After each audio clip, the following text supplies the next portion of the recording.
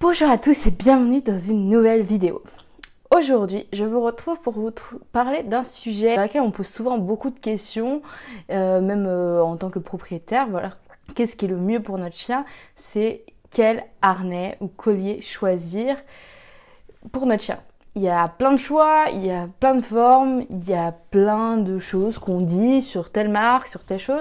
Est-ce que c'est vrai? Qu'est-ce que ça veut dire? Je vais essayer de vous parler de manière la plus neutre possible et de vous expliquer moi pourquoi j'ai fait tel choix.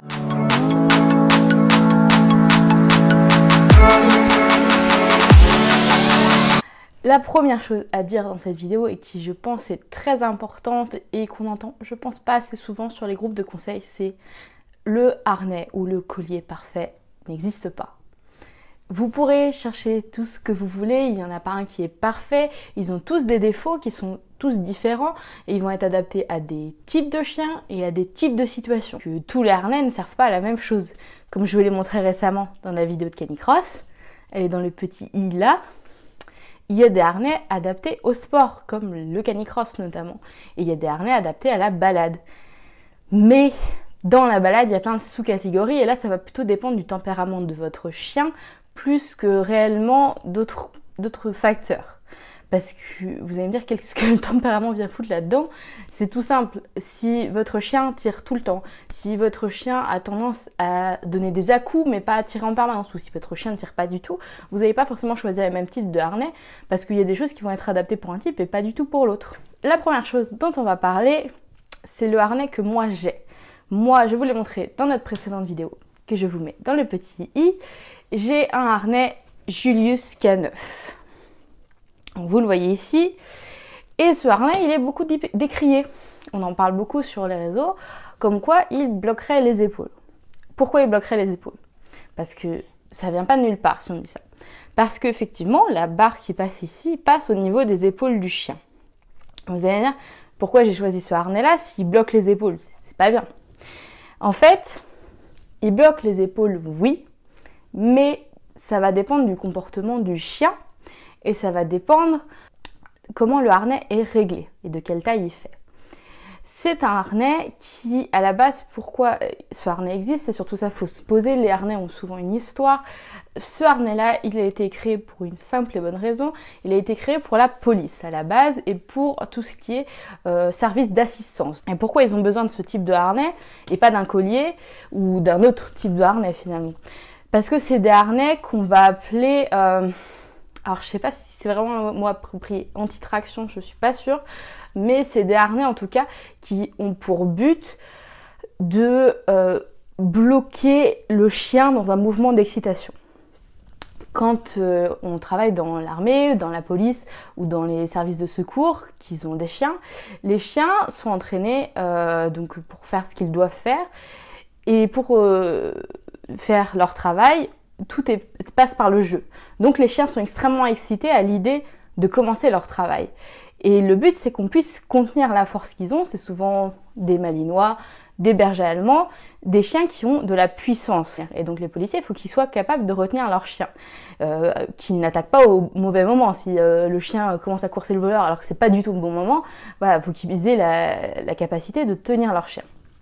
Ces harnais-là, ils sont vraiment adaptés pour ça. Si effectivement la barre passe devant les épaules, c'est parce qu'en passant devant les épaules, ça bloque une partie de la force du chien. C'est la manière de prendre tout le buste du chien en fait et de le bloquer et que de fait de lui faire perdre de la puissance. Et donc on va l'empêcher de donner un à-coup tellement fort qui va finalement nous emmener avec. Ça nous donne à nous plus de force à le retenir. Et s'il y a une poignée dessus, c'est pour cette raison-là aussi. C'est parce qu'en agrippant la poignée, on retient le chien qui peut tirer là comme il veut. On a beaucoup plus de force qu'avec un collier qui va d'une certaine manière en plus le blesser, ce qui va le blesser à la gorge, alors que avec un harnais Julius, un chien qui donne un coup très fort dedans ne va pas se blesser aussi fort qu'il se blesserait avec un collier. Et c'est pour ça qu'ils ont été créés. C'est parce qu'on a préféré mettre la bande sur des parties dures, donc des parties osseuses qui sont massives, puisque c'est adapté à des chiens de manière plutôt générale massive, même si le berger belge n'est pas forcément le plus massif, mais c'est des chiens qui ont de la puissance au niveau de l'avant-main. Et donc, Ces harnais-là, ils sont adaptés pour ça. Ils sont adaptés vraiment pour bloquer le chien dans un élan de donner un coup super fort, quoi.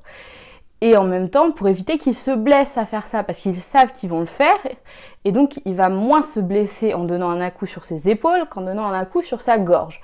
Et c'est pour ça qu'il y a des harnais qui, du coup, comme celui-là, qu'on appelle les harnais norvégiens, parce que tous les harnais norvégiens sont sur le même principe, ont cette spécificité-là de bloquer au niveau des épaules. Vraiment, leur seul but, c'est d'arrêter le chien et de faire le moins de dégâts possible. Sachant qu'aucun dégât n'est pas possible, puisque effectivement on ne déplace que le problème. Mais on sait que c'est des types de chiens en général qui ont une ossature massive et qui sont capables d'encaisser les coups. Et c'est pour ça qu'ils sont adaptés pour ça. Par contre, ce n'est pas un harnais de traction, donc c'est pas du tout adapté au canicross et c'est pas adapté à un chien qui tire en permanence. Parce que là, c'est là qu'effectivement il risque de se blesser aux épaules. C'est adapté à un chien qui va donner des à-coups. Donc moi, le harnais Julius, je l'ai pris parce que mon chien c'est ça. C'est-à-dire que Altaï, il ne tire pas, dans 90% des cas, il est en libre, ou alors il en laisse totalement détaché, il ne tire pas du tout. Par contre, si on voit un autre chien, il peut donner un à-coup fort et puissant, et j'ai besoin de pouvoir avoir la force de le retenir.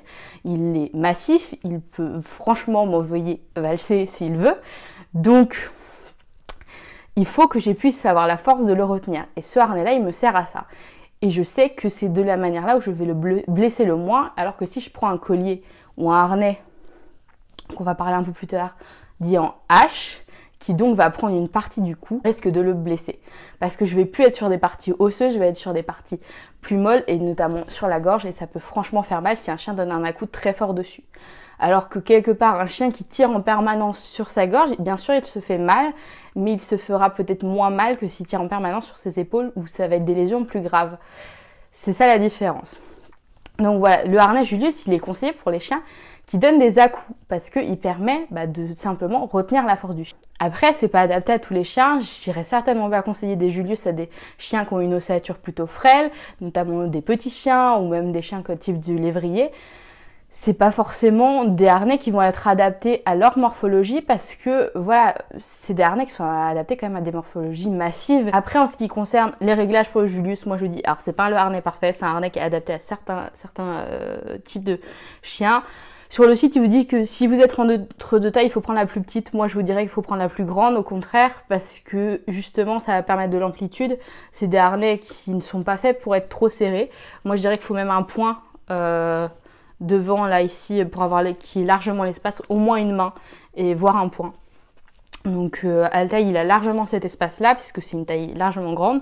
Là, pareil, je dirais que c'est ici le seul endroit où il faut que ce soit un petit peu plus serré à cet endroit-là, parce que ça permet d'éviter que le chien l'enlève. Mais à cet endroit-là, il faut vraiment qu'il ait de l'espace. Et donc ça, c'est un type de harnais. C'est harnais norvégien. Il y a plein de harnais norvégiens. Il y a les Julius, il y a les Animalins.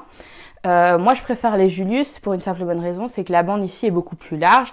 Et donc, disons que ça blesse moins au niveau surtout de la peau. Moi, là, pour le coup, là, c'est plus au niveau du derme et tout, ça va moins blesser plus la bande est large.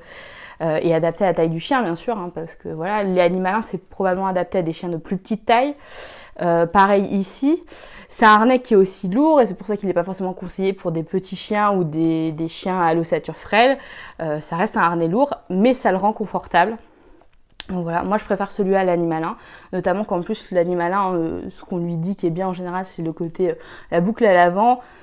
On se rend compte aujourd'hui que finalement ça fait plus de dégâts qu'autre chose. C'est effectivement, c'est pas forcément la meilleure manière d'apprendre un chien à ne pas tirer en mettant une boucle à l'avant. Enfin, moi je ne suis pas pour ce genre de système. Donc voilà, donc le Julius, il faut savoir pourquoi il a été créé et pourquoi on l'utilise. On prend pas un Julius parce que voilà, juste c'est beau parce qu'on peut mettre les étiquettes. Donc, maintenant il y a plein d'harnais, on peut mettre les prénoms de notre chien, mais il y a beaucoup de gens qui l'utilisent comme ça, je dirais. Mais c'est surtout que ça a une histoire. Ensuite, on va parler des harnais dits en H, c'est ce qu'on conseille aujourd'hui le plus. La plupart du temps, c'est les harnais vraiment qu'on conseille le plus. J'entends tout le temps dire c'est bien, harnais en H, ça bloque pas les épaules, etc. Un harnais en H, c'est bien, ça ne bloque pas les épaules, oui, ça bloque d'autres choses, suivant les modèles, et aussi ça peut blesser à d'autres endroits, avec différentes formes. Alors il y a 1000 formes de harnais en H. Moi je pense à un type de harnais dont je ne me rappelle plus le nom, si c'est le Rough Wear ou le True Love, je sais plus, enfin je confonds toujours les deux, ils se ressemblent un petit peu.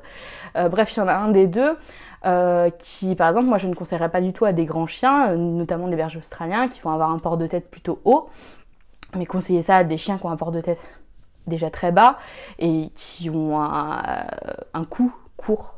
Quand ils ont un cou long, ça fait vraiment très bizarre. Je vous mettrai une photo, j'essaie de trouver sur internet pour vous illustrer parce que je ne serais pas capable de vous expliquer. Le problème de ce harnais, c'est qu'il a une ossature très lourde sur le dos. Donc c'est une grosse partie sur le dos. Et bon, en dessous, il pose pas de problème. Je dirais qu'il est plutôt bien adapté en dessous. Mais sur le dos, il est tellement lourd et tellement serré, vu que c'est pas forcément un harnais qui, je trouve, est adapté à des grands chiens. C'est vraiment un harnais adapté à des petits chiens avec un petit cou. Donc j'ai vu quelques chiens avec qui ça va, notamment les Jack Russell, ça pose pas trop de problème. Mais sur les bergers australiens, ça donne un truc pas possible. Et en fait, on se rend compte que le chien ne peut plus lever la tête. Et donc ça bloque la nuque. Ce qui est pas forcément bien parce que pour le coup, il n'y a pas d'utilité à bloquer la nuque du chien. Donc c'est un type de harnais que je vais conseiller vraiment à des chiens qui ont un cou plutôt court et des petits chiens, hein. C'est vraiment pas adapté à des grands chiens, je trouve. D'autres harnais en H, leur problème c'est qu'ils vont apprendre autour du cou et ils vont vraiment prendre autour du cou et là du coup on se retrouve avec exactement le même problème que le collier, c'est-à-dire on prend la trachée et donc si le chien tire, c'est pas bien. Ça va lui faire mal. Il y a un harnais, il me semble que c'est le 0DC Short, qui est en H et qui lui me semble bien, mais il faut savoir qu'à la base c'est un harnais de canicross, donc forcément il est adapté à la traction et il est adapté pour ne blesser au minimum le chien. C'est un harnais qui effectivement prend plutôt très bas au niveau des coups, voire limite les épaules, et assez long au niveau du dos. Et ça je trouve plutôt bien, il passe pas derrière les côtes quand même. Donc ça, si vraiment on veut un harnais en H, pour moi, c'est celui que je conseillerais, qui va s'adapter à peu près à tous les chiens, grands comme petits. Si on veut pas avoir de harnais pour le canicross, un harnais pour la balade, c'est un harnais qui fait les deux, qui est plutôt, moi je trouve bien, pour par exemple des chiens qui tirent. Ça peut être un très bon harnais. Moi, si je devais en conseiller un, ce serait plutôt celui-là, plutôt que les True Love ou Rough Wear qu'on entend partout et qui finalement sont pas forcément bien. Les colliers en général, bah, le problème c'est pareil, c'est très bien si votre chien ne tire pas. Et la plupart des harnais et même des trucs comme ça, c'est très bien si votre chien ne tire pas. Si votre chien tire, et ben il va falloir choisir des harnais particuliers. Et pour un chien qui tire, moi je dirais le meilleur choix, c'est de choisir un harnais court de canicross. Puisque les harnais longs, le problème, comme le X-Back que j'ai, c'est qu'on n'a pas de contrôle sur le chien quasiment. Hein. C'est comme s'il était en libre. C'est très difficile de le diriger avec ça. Et dès qu'il va un peu en arrière, le harnais s'enlève, etc. Enfin, c'est pas des harnais adapté aux chiens qui ne tirent pas, on va dire ça. Donc si vraiment vous avez un chien qui tire en permanence, pour moi il n'y a que le 0DC qui est l'idéal, il prend à des endroits où ça pose pas de problème.